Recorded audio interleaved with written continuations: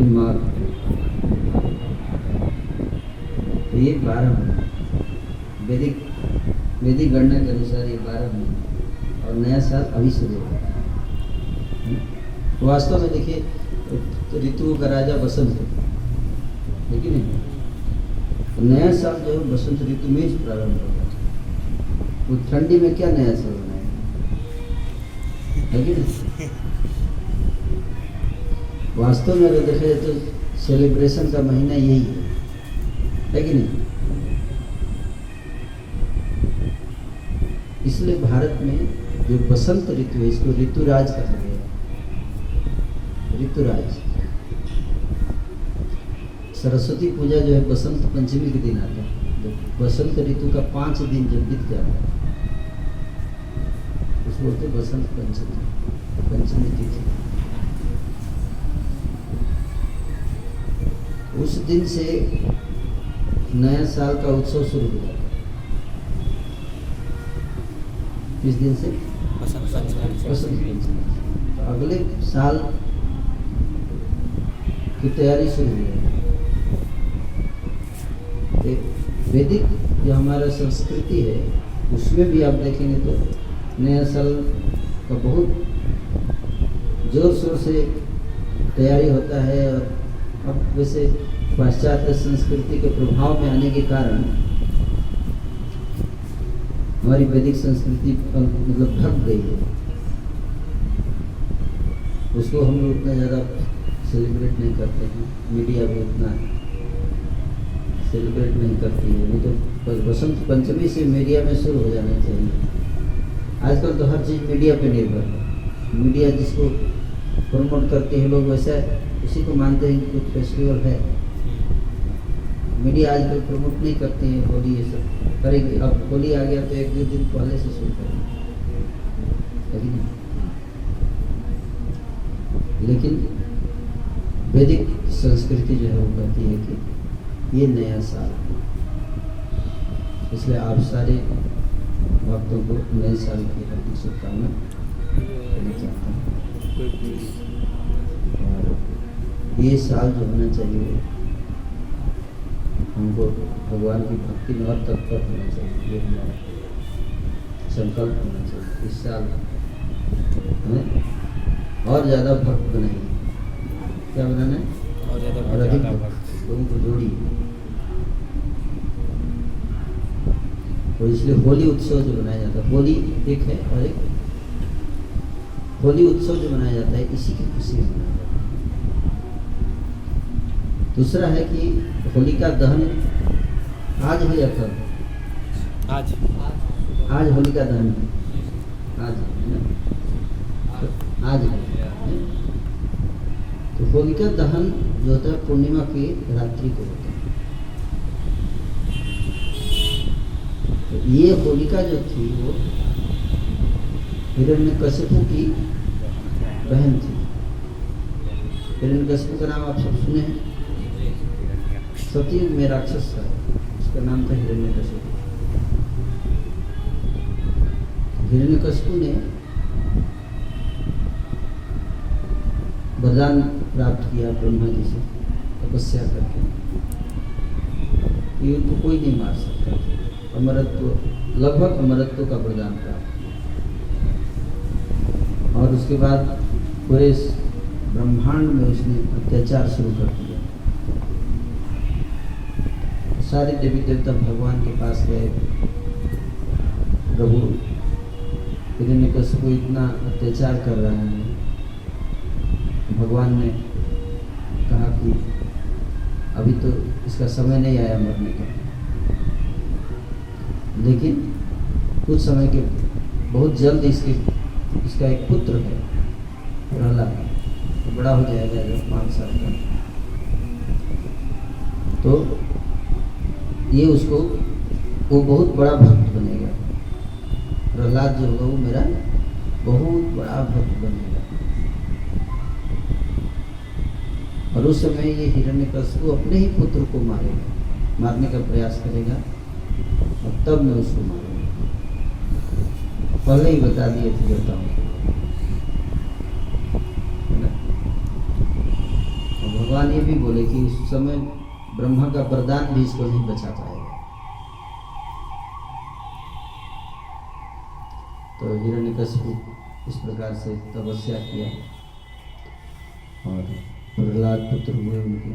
संक्षेप में बता रहा हूँ, श्रीमद् भागवत में 7वां स्कंद पूरा प्रहलाद और हिरण्यकशिपु के ऊपर ही दिया गया। कम से कम 10-15 अध्याय तो है उसमें, इसी लीला का वर्णन किया गया। तो हिरण्यकशिपु जो है वो उस पुत्र प्रहलाद को बहुत प्रेम करता था, अपने पुत्र को बहुत प्रेम करता था। लेकिन जब थोड़े बड़े हुए प्रहलाद तो उनको पढ़ने के लिए कॉलेज में भेजा। तो असुरों का अलग कॉलेज होता था, उसमें सारी वहाँ पे MBA की डिग्री दी जाती थी। MBA मतलब मास्टर ऑफ बैड एक्टिविटीज इसकी डिग्री मिलती थी, है ना। जितने गलत काम कैसे किया जाए, कैसे मारा जाए, कैसे राजनीति की जाती है, कैसे किसी को धोखा देना है, कैसे किसी को चीट करना है, कैसे किसी का पैसा हड़पना है, कैसे किसी की बुद्धि घुमा दें, साम दाम दंड भेद, यही सब सारी गलत शिक्षाएं आजकल के स्कूल कॉलेज में काम की शिक्षा नहीं होती अगर देखा जाए तो। इतने पढ़े लिखे लोग आते हैं, क्या कर रहे हैं, गलत काम करते हैं।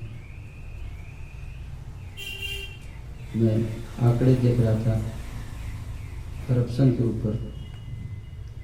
भारत में 90% आंकड़ों के अनुसार, ट्रांसपेरेंसी इंटरनेशनल के रिपोर्ट के अनुसार, रिकॉर्ड के अनुसार, इंडिया में 80% IAS ऑफिसर्स करप्ट हैं। कितना? 80% घुस लेते हैं।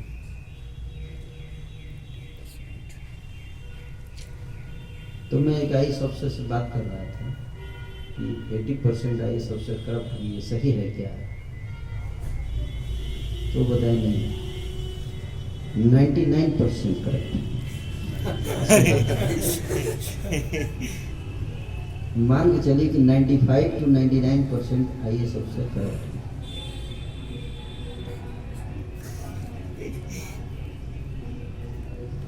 बोले मैंने आज तक कभी किसी को नहीं देखा जो घूस न लेता। सच्ची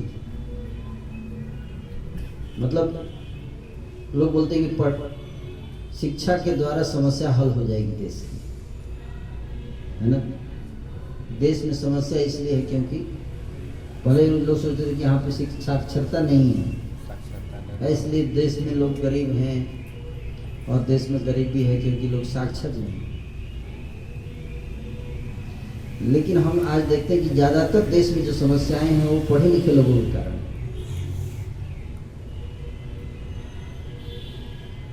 है कि नहीं। जितने बड़े बड़े स्कैम होते हैं वो कौन करता है? अनपढ़ आदमी क्या करेगा? ज़्यादा 2-3 लाठी मार देगा किसी को, या ज़्यादा से ज़्यादा गुस्सा करेगा, क्रिमिनल डकैत बनेगा तो एक छोटा वाला बंदूक लेके कितने मारेगा? 10-15 मारेगा। पढ़ने के बाद लिख के तो बड़ा अफसर, बड़ा व्यक्ति बनता है, तो ऊपर से ऐसा स्कैम करता है, लाखों लोगों की जिंदगी बर्बाद कर सकता है कि नहीं। इतने घोटाले हुए पिछले कुछ सालों में, हमने देखा। कौन करते हैं इससे? पढ़े लिखे लोग करते हैं ना। तो आश्चर्य ये होता है कि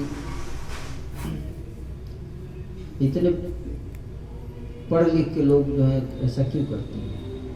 अभी सबसे ज्यादा साक्षरता कहाँ है? कौन से स्टेट में? केरल में, है ना। केरल, लेकिन आपको जान के आश्चर्य होगा, सबसे ज्यादा आत्महत्या के केस केरल में। इंडिया में सबसे ज्यादा कौन से राज्य में आत्महत्या होती है जानते हैं? केरल में। इसका मतलब कि इतना पढ़ने के बाद समझ में आ गया कि कैसे मरना है। लोग खुश नहीं है ना। तो इसका मतलब है कि ये शिक्षा अच्छी बात है, लेकिन साथ ही साथ केवल भौतिक शिक्षा से समाज की समस्याएं हल नहीं। भौतिक शिक्षा के साथ साथ आध्यात्मिक शिक्षा बहुत जरूरी है, दोनों जरूरी। केवल भौतिक शिक्षा से आप लोगों को कॉम्पिटेंट बना सकते हैं। आधुनिक भौतिक शिक्षा व्यक्ति को कॉम्पिटेंट बनाती है, लेकिन competence without character is very dangerous.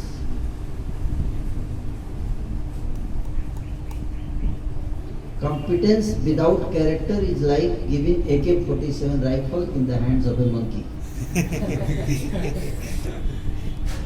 है कि नहीं? बंदर के हाथ में आवे के 47 राइफल पकड़ा था, अब बोलिए सबकी रक्षा करना है तुमको, हो पाएगा? इसलिए कंप्लीट एजुकेशन, क्या कंप्लीट एजुकेशन होना चाहिए। आज का एजुकेशन कंप्लीट एजुकेशन नहीं है। हम लोगों के हाथ में अगर हम किसी को पावर दे रहे हैं, guided missile and misguided people, क्या जरूरी है, गाइडेड मिसाइल या गाइडेड पीपल? अब देखो रसिया इतने गाइडेड मिसाइल्स बिल्कुल टारगेट पे हिट कर रहे हैं, लेकिन किसको मार रहा है? सामान्य लोग मर रहे हैं। टेक्नोलॉजी का कितना मिसयूज हो रहा है आप देखिए, हो रहा है कि नहीं? कितने अरबों डॉलर की प्रॉपर्टी बर्बाद हो गई यूक्रेन में, हुई कि नहीं?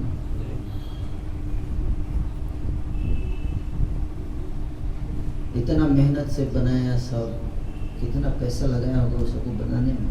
एक तरफ लोग खाए बगैर मर रहे हैं, दूसरी तरफ बॉम्ब चल रहे हैं और बड़ी बड़ी बिल्डिंग गिर रही हैं। कितना अरबों डॉलर बर्बाद हो रहे हैं। किसका बर्बाद हो रहा है? हमारी जनता को बर्बाद हो रहा है ना, चाहे यूक्रेन का बर्बाद हो या किसी का। अल्टीमेटली धरती का संसाधन है ना, वो तो बर्बाद हो ही रहा है। सैनिक मर रहे हैं वो अलग है, पब्लिक मर रही है वो अलग है। और जो बॉम्ब एक मिसाइल का कितना खर्चा आता है आप जानते हैं?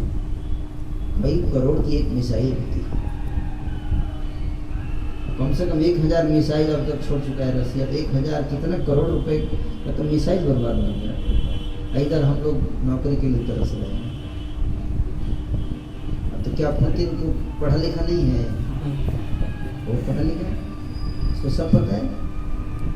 ये सब बर्बाद हो रहा है ना। जो बाइडेन पढ़ा लिखा नहीं है वो भी पढ़ा लिखा है, जेलेंस्की वो भी पढ़ा लिखा है। ये सारे पढ़े लिखे लोग मिल के इस युद्ध को नहीं रोक पा रहे हैं, है कि नहीं? yes, और कितना अरबों डॉलर बर्बाद हो रहा है।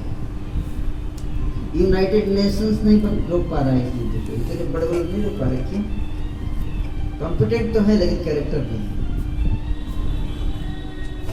है कि नहीं? Hare Krishna. Competence without character very dangerous है। कितना डेंजरस है ये सोचिए। इसलिए हम लोग को आधुनिक शिक्षा के साथ साथ आध्यात्मिक शिक्षा ये तब बैलेंस होगा। इसलिए हम सबको ऐसी व्यवस्था करनी चाहिए। इसलिए ये इस्कॉन मूवमेंट जो है क्या कर रहा है, हम लोग क्या कर रहे हैं, कैसे हम भौतिक शिक्षा के साथ साथ आध्यात्मिक शिक्षा भी दें। सारे यूथ को भौतिक शिक्षा के लिए तो आप लोग कॉलेज स्कूल जा ही रहे हैं, आध्यात्मिक शिक्षा के लिए पैरेलली हम लोग कॉलेज खोल रहे हैं। ये कॉलेज है कि नहीं? तो लेकिन जितने लेक्चरर होंगे उतने ही ज़्यादा हम लोगों को शिक्षा दे पाएंगे। इसलिए हम सबको शिक्षक बनना चाहिए, आध्यात्मिक शिक्षक, और सबको गीता पढ़ना चाहिए और दूसरों को भी शिक्षा देनी चाहिए। तब जाके समाज में एक बैलेंस बनेगा, है ना।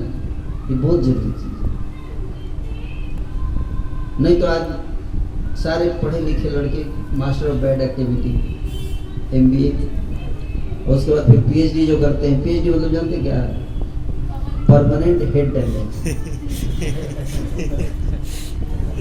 परमानेंट हेड डैमेज, रिकवरी का कोई चांस नहीं है। अगर केवल PhD कर रहा है बिना स्पिरिचुअलिटी के, तो है कि नहीं। इसलिए आध्यात्मिक शिक्षा बहुत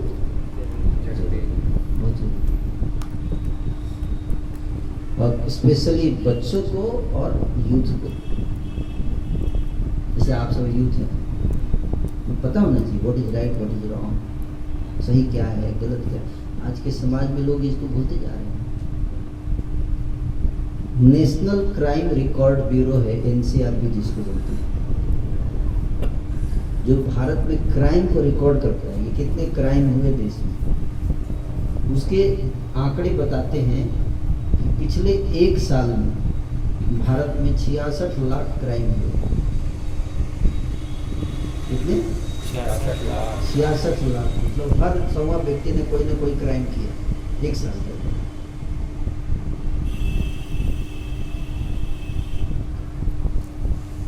तो इतना क्राइम जिस देश में हो रहा है, अब जनता को पता नहीं है इससे कितने क्राइम हो रहे हैं, किसी नहीं पता, क्योंकि ये सब न्यूज में आता नहीं है। तो उसका रिपोर्ट में पढ़ रहा था, आप भी पढ़ सकते हैं, ऑनलाइन अवेलेबल है।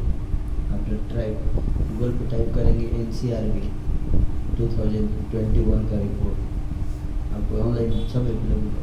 बता रहे हैं कि कारण क्या है, क्यों क्राइम बढ़ रहा है, इसका कारण क्या है। इसमें पहले ही लिखते हैं कि भारत में जो लोग हैं उनके अंदर अच्छा और भला और बुरा का ज्ञान जो है वो खत्म होता जा रहा है। ये कारण पहले ही पेज पे लिखे, 2 कारण बता रहे हैं। एक तो ये कि अच्छा क्या है, बुरा क्या है, लोग इसको पहचान नहीं पा रहे हैं, समझ नहीं पा रहे हैं। कोई समझाने वाला है नहीं, समझेंगे कैसे, कंफ्यूज है। कोई भी चीज होता है उस पर डिबेट शुरू हो जाता है, और डिबेट का कंक्लूजन क्या होता है, सब ठीक है। कोई क्लियर कंक्लूजन निकल के नहीं आता है कि आखिर सही क्या है। 2 पार्टी बिठा देते लड़ाई झगड़ा करके, और TRP मिल जाता है, बस खत्म। कंक्लूजन यही है कि TRP बढ़ गया हमारा। आखिर सही क्या था, सब सही है अपनी जगह। तो पब्लिक जो है कंफ्यूज हो जाती है। हर व्यक्ति हर टॉपिक को कंट्रोवर्शियल बना के बोल दिया जाता है कि इसका कोई सब सही है। कोई क्लियर कट जो कंक्लूजन नहीं दिया जाता है कि ये गलत है और ये सही है।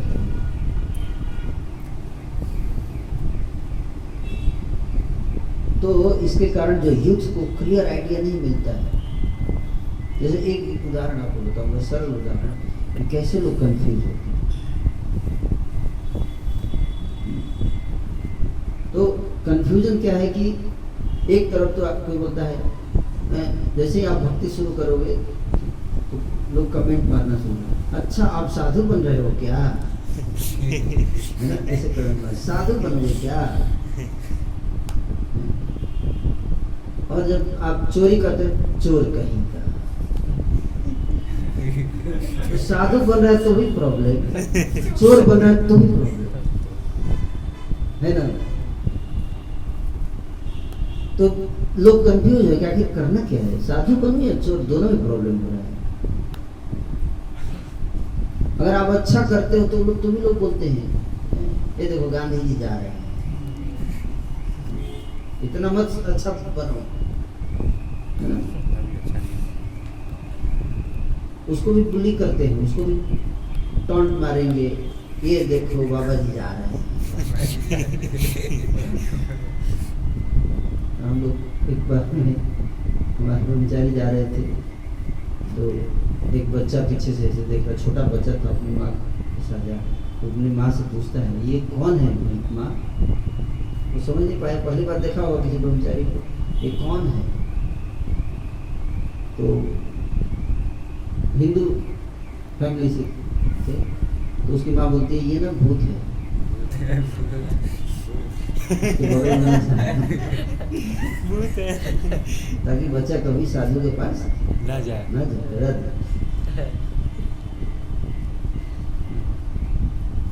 हिंदू समाज में लोग संतों के पास जब बूढ़े हो जाते हैं तब जाते हैं, बच्चों को नहीं जानते है कि नहीं? जब बूढ़े हो जाओ तब जाओ।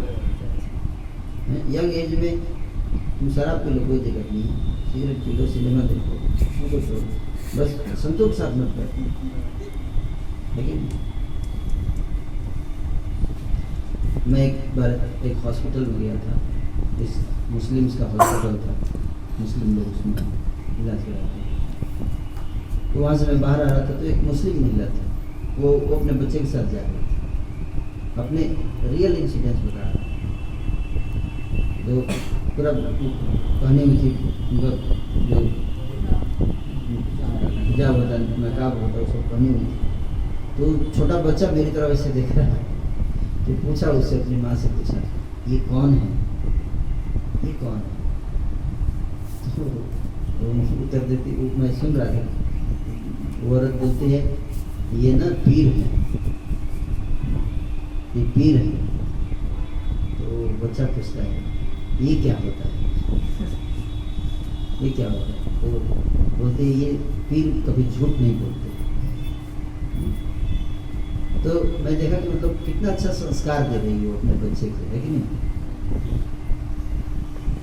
और माँ जो है बच्चे को कितना अच्छा संस्कार दे, चलते चलते उसने क्या किया, पढ़ा दिया उसको, शिक्षा तो रहा है उसका। बच्चे की शिक्षा स्कूल में क्यों नहीं हो रही है? माँ शिक्षा दे रही है राह चलते हुए बच्चे। अब बच्चा सीख रहा है, प्रश्न पूछ रहा है राह चलते हुए, छोटा बच्चा देखिए माँ से प्रश्न पूछ रहा है, माँ उसकी शिक्षक बन गई। अब माँ के ऊपर वो क्या बताती है, वो तो के भूत है। अगर बोल दे कि भूत है तो हो गया खत्म, पूरे लाइफ में भूत ही समझता रहेगा, है कि नहीं? वो तो दिमाग बच्चा का उसके दिमाग के ऊपर घुस गया तो ये निकलता नहीं जल्दी, है ना?